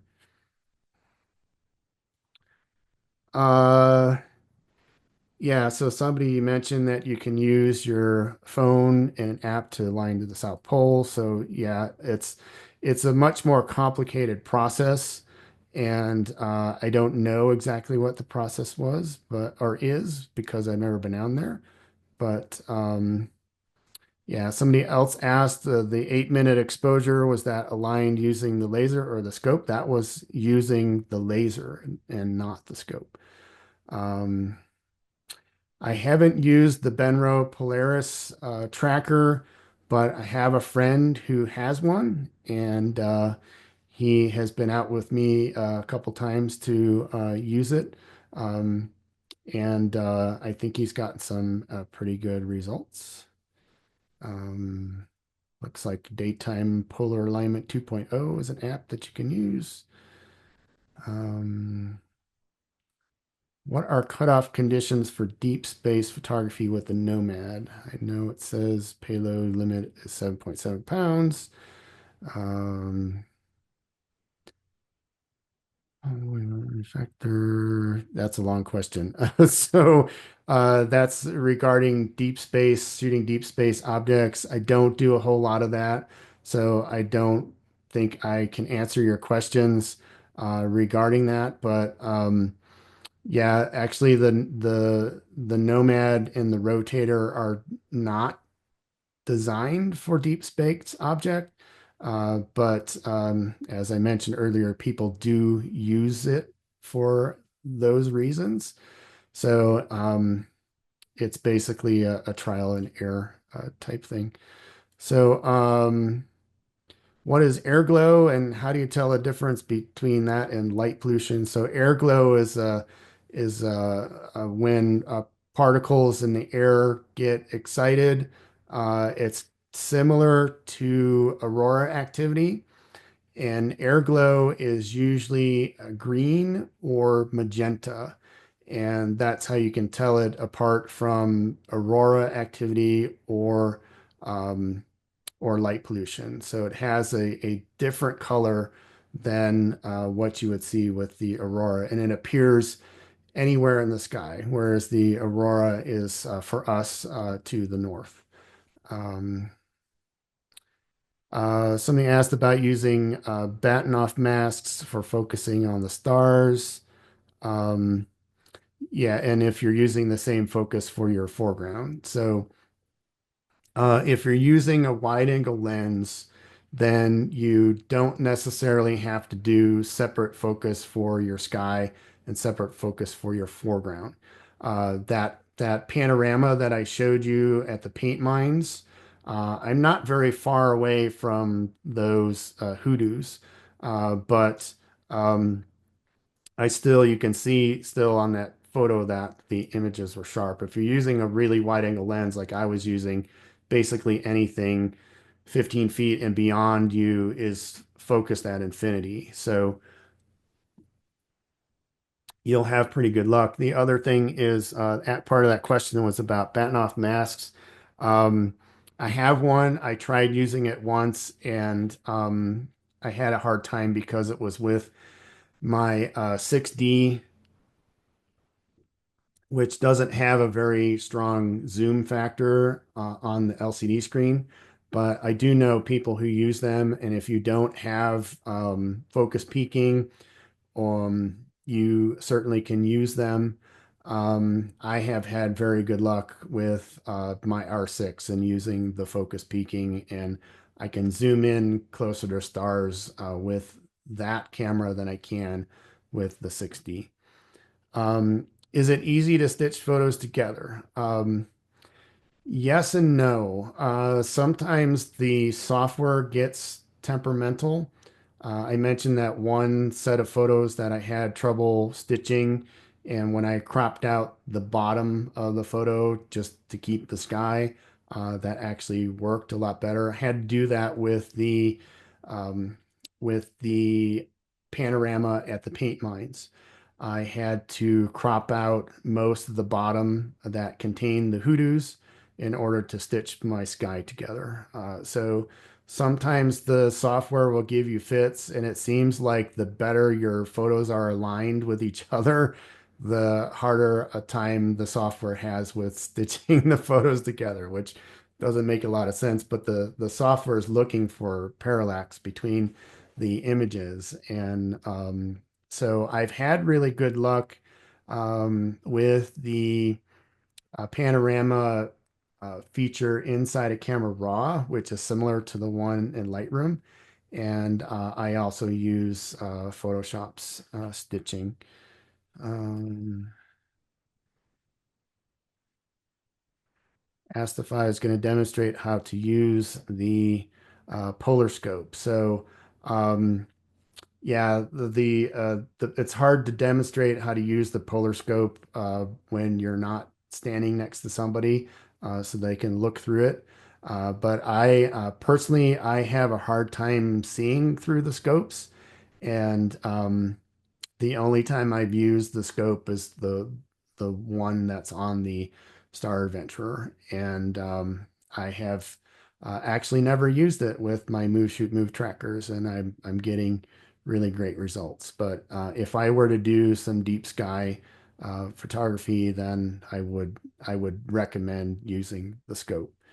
Um, do I have any tips for safety in grizzly bear territory?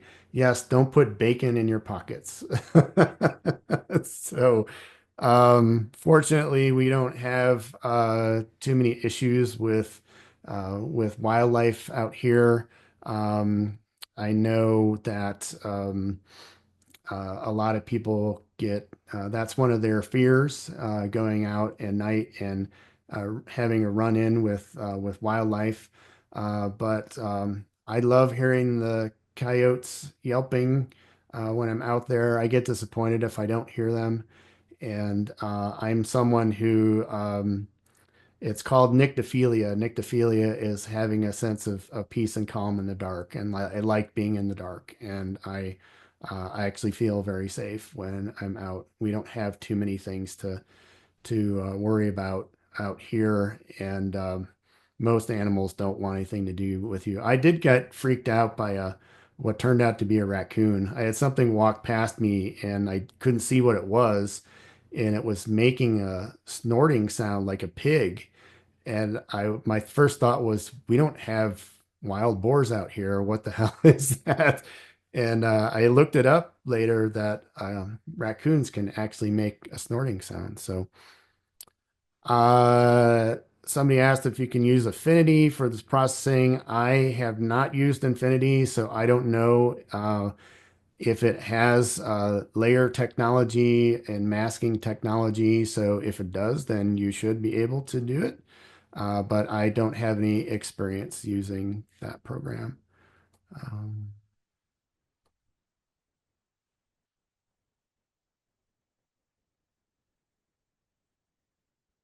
Somebody's asking about cheaper versions of software to be used. Um, yeah, I honestly I don't think it gets much cheaper than using Photoshop and Lightroom. I mean, it's what, $20 a month for not only those programs, but you get a whole lot more stuff. So yeah.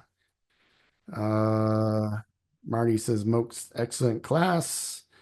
Uh, how much weight can a Nomad handle? I don't know off the top of my head, but I this is my 15 to 30 lens. This thing's pretty heavy. So this on a camera body, yeah, it has no problem handling that. And I did once use my R6 with my 100 to 400 lens, and that lens is really heavy. And I was shooting the Comet last fall and was able to get like 5 to 6 second shots. Can the Nomad be used to track the moon or the sun? Is that an option with the rotator? No and no. So um, the Star Adventure has some other functions to track the moon and the sun, but you can use the Nomad like during that was something that people were doing during the last solar eclipse, was setting up their tracker, aligning it during the daytime with their phones to photograph the eclipse. It's not going to track at the same speed, but it's going to keep the sun in your frame for a longer period of time.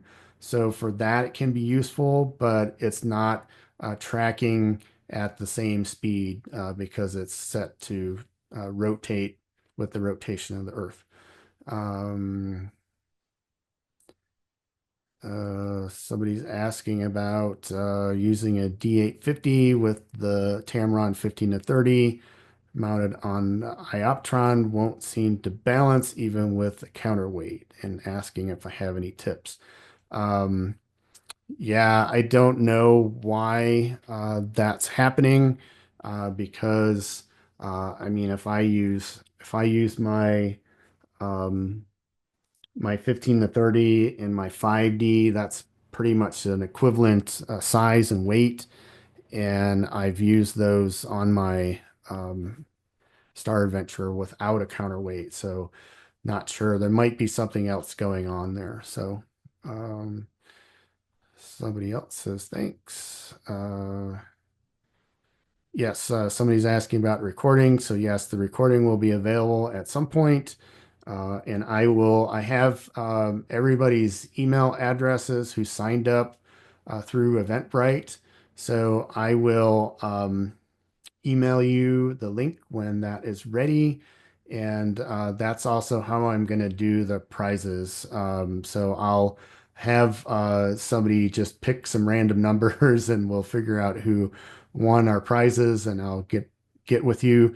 Um, Eventbrite might not let me email you directly from Eventbrite. So what I had to do last time when I did one of these sessions is that I had to add everybody to my mailing list and then just explain that this is how was able to communicate with all of you. And then you can always just opt out of getting my emails if you prefer to. So um, somebody's explaining S curves. Yeah, you can do the curve adjustment um, inside of Camera Raw or Lightroom. You can also add an adjustment layer inside of Photoshop. So that's another way that you can do it. A couple other people saying thanks. Uh, all right. Somebody says they're gonna have to rewatch. Other people saying thanks. Okay. All right. That's everything that's in the chat room. Does anybody else have any questions before we wrap up?